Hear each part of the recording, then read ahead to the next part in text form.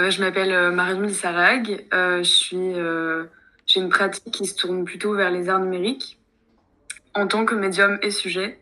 Donc, je fais je traite de thématiques liées à la société numérique, mais j'utilise aussi par extension des techniques issues du numérique. J'ai pas vraiment de spécialisation particulière. Tout est assez spécifique au projet en question, puisque j'ai une démarche artistique qui penche énormément vers la théorie et la recherche, l'enquête. Je crée mes propres sujets de recherche et c'est par ces sujets de recherche que commence toute ma démarche artistique. En général, ça va plutôt se formaliser sous des articles assez comment dire, assez classique, assez institutionnalisé. Et c'est par ces constats sur la société numérique en général que je vais commencer à prendre des formes, des esthétiques pardon, qui me plaisent. Je suis arrivée à l'ESSAC en post-lycée, directement, en première année. J'ai fait mes 3 ans à l'ESSAC.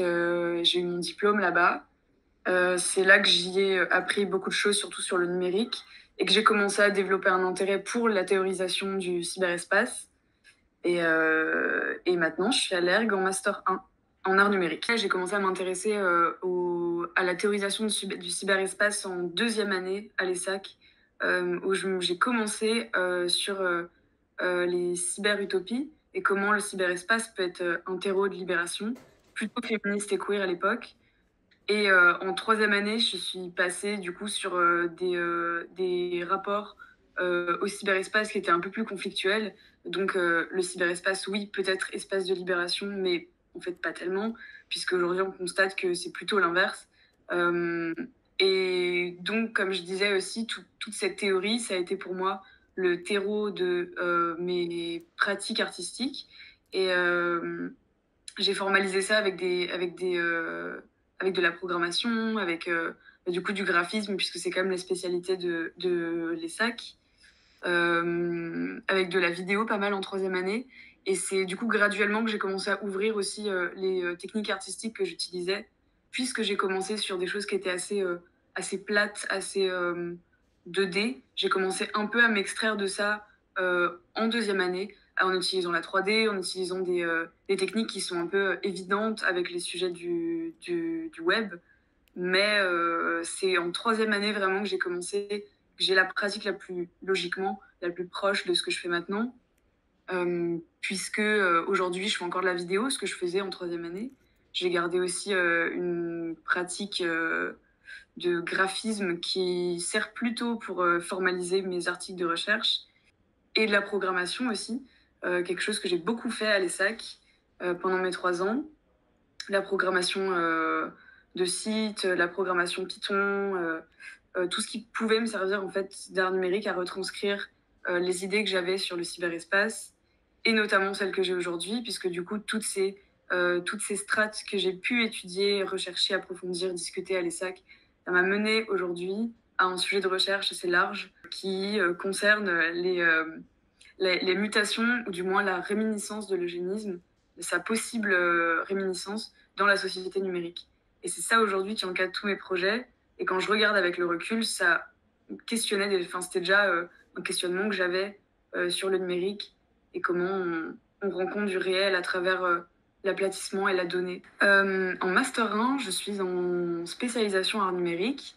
Et du coup, pendant 2 ans, je développe comme tous les gens du master, je développe une pièce complète, scénographique, artistique, de recherche théorique, qui concorde ou pas avec moi. Dans mon cas, oui, ça concorde avec le mémoire, euh, qui est une pièce artistique complète. Et pour l'instant, c'est constitué d'une série de 4 vidéos, dont une sera montrée à l'exposition à Paris, qui développe les strates de recherche, enfin les étapes, les chapitres de ma recherche qui concernent les mutations, l'eugénisme dans la société numérique, ainsi que un travail de programmation Python avec une assistante vocale centrale euh, et plein d'influences aussi super fictionnelles dans la scénographie, puisque en fait tous les questionnements sur la technologie, pour moi on peut pas tellement les extraire de la fiction. Euh, et j'ai une grosse influence aussi qui est liée à la science-fiction, donc pour moi c'était aussi naturel de travailler avec ce matériel-là. Je travaille aussi énormément dans mon travail vidéo et dans ma pratique artistique avec des choses qui existent déjà. La notion de remix et de réappropriation de choses qui existent déjà dans un cyberespace qui n'est pas accueillant, moi, c'est quelque chose qui m'intéresse énormément. Et surtout aussi à une espèce d'ère d'incertitude liée au numérique et à une non-hiérarchie de l'information. Je place aussi tout sur la même échelle. Et du coup, dans mon travail de vidéo qui est plutôt axé, qui est plutôt spécifique à cette première année de master, c'est beaucoup de... Je mets sur une même échelle des vidéos de complotistes, des vidéos documentaires, des chaînes YouTube un peu d'anonymes. Je fais du collage de fan footage parce que c'est aussi moi quelque chose que j'aime beaucoup. Puisque j'ai comment dire, une base théorique qui est un peu lourde, qui est pas facile à aborder, pour moi la meilleure manière de retranscrire ça, c'est avec des vidéos qui sont pas pompeuses. Et du coup, je passe aussi beaucoup par l'humour, par l'absurde. C'est pour ça aussi que la fiction est très utile, puisque ça crée aussi un point de, d'intérêt pour les autres personnes quand ils, elles, voient des références qui sont inscrites dans l'inconscient collectif. On a commencé la résidence par des rencontres entre différentes personnes. Les ateliers, c'était quelque chose qui était assez pertinent, puisque ça rendait compte aussi de la pratique spécifique de chaque personne. Il y avait un contexte assez spécial qui était que tous, on ne se connaissait pas du tout, que ce soit les commissaires ou les personnes qui avaient été sélectionnées. On ne se connaissait pas vraiment.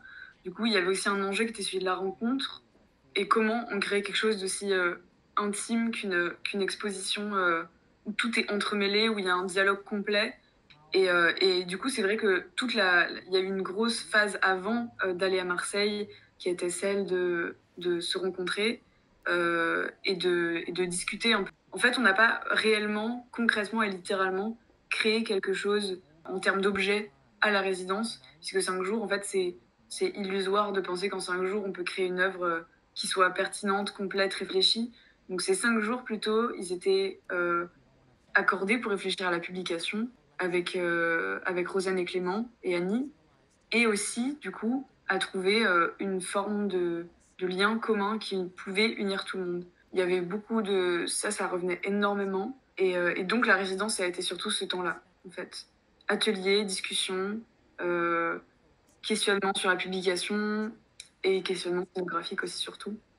Mais par exemple, moi et quelques autres personnes, on a des œuvres qui existent déjà, mais qui, au fil des discussions, ont eu une nouvelle lecture possible. Et du coup, par exemple, dans mon cas, j'ai réfléchi à une des vidéos que j'avais déjà réalisées en cours d'année, qui pourrait entrer en dialogue avec une sculpture que j'ai pensée. C'est vrai que comme je fonctionne énormément avec la théorie, mon travail artistique fonctionne de la même manière. C'est-à-dire que le projet que j'ai présenté assez central à mon DNA, aujourd'hui, il vient de la même base et il a été épuisé aujourd'hui jusqu'à se disperser en 4 vidéos qui vont du coup être le fruit de mon diplôme de l'an prochain aussi. Et je travaillais l'an passé sur déjà la simplification du réel. Mon travail théorique, c'est axé plus sur les différentes mouvances théoriques qui constituent la pensée liée au cyber, que j'avais scindée en techno-utopie et cybernihilisme de manière assez binaire d'ailleurs. Et du coup, le projet central que je montrais, je vais parler de celui-là plutôt parce que c'est vrai que c'est celui qui reste le plus. C'était un projet qui s'appelle You Wouldn't Know the Gender, qui se basait sur tout un questionnement autour de la reconnaissance faciale et la reconnaissance de genre principalement. Toutes nos sociétés numériques sont basées aussi sur la reconnaissance d'individus, la mesure d'individus, leur reconnaissance ou leur effacement. Et cette notion d'effacement, elle revient énormément dans la question de genre, dans la reconnaissance faciale, puisque évidemment, ces technologies fonctionnent sur des bases essentialisantes où le visage montre un genre, ce qui est très généralement quand même pas le cas. Et du coup, tout ce projet, c'était une espèce de performance slash vidéo où je montrais avec du drag, de l'art du drag que je pratiquais l'an dernier, les limites de ces technologies La faillibilité du numérique, c'est aussi une question qui revient beaucoup dans mon travail. Comment montrer une ossature numérique qui est dysfonctionnelle et qui ne convient pas à saisir le réel, surtout quand il est humain, et sur la question de genre. Et donc, ça se formalisait sous une petite installation avec du coup cette vidéo qui résultait de ma performance face à une intelligence artificielle de reconnaissance faciale. Et en plus de ça, il y avait un questionnement qui va revenir pour l'exposition à Paris, qui était sur l'humanisation des machines et l'essentialisation, la cristallisation des rôles oppressifs qui sont attribués à des objets numériques. Et je prenais l'exemple des assistantes numériques, ces petits boîtiers qui sont dans nos maisons, dans nos mains, Google Home, Alexa, Siri, etc.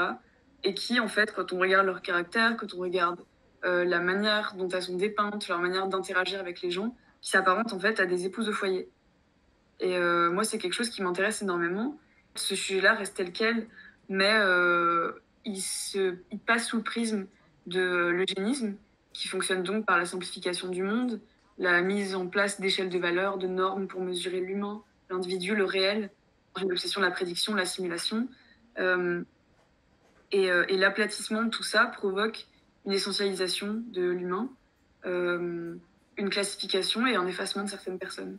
Et du coup, cette vidéo qui, à la base, traitait d'un simple petit aspect, puisque je voyais pas du tout encore une approche plus globale, aujourd'hui, ce projet, c'est vrai qu'il est resté tel quel, mais diffusé dans toutes les vidéos que je réalise maintenant, et aussi dans la sculpture que je vais présenter au Santorini Bruxelles, qui traite des formes rondes, du design, de la robotique, qui est fait pour inspirer confiance et qui prend souvent des formes très rondes et très douces, et très agréables à prendre en main. Dans tous les cas, quoi qu'il en soit, ce projet-là, du coup, par rapport aux thématiques un peu communes, il y avait cette notion du jeu qui revenait beaucoup, qui était initiale, mais qui a été un peu mise de côté par la suite.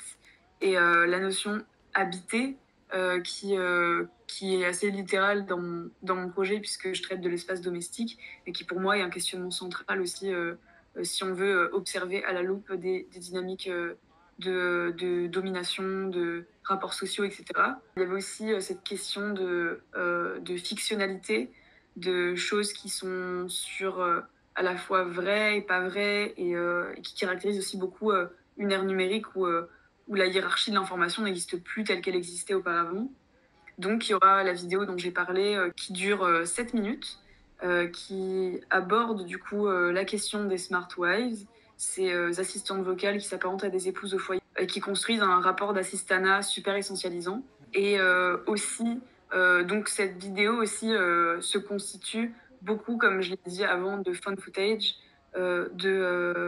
d'une boucle particulière dans YouTube où plein d'hommes se plaisent à draguer et à partir en rendez-vous galant avec Alexa, Siri et Google Home, et qui suit aussi beaucoup de fan footage trouvés sur YouTube après, sur plein de nouveaux robots qui ont été créés, qui sont très souvent des femmes très jolies, très blanches, très stéréotypées, qui ressemblent assez bizarrement à des sex dolls quand même.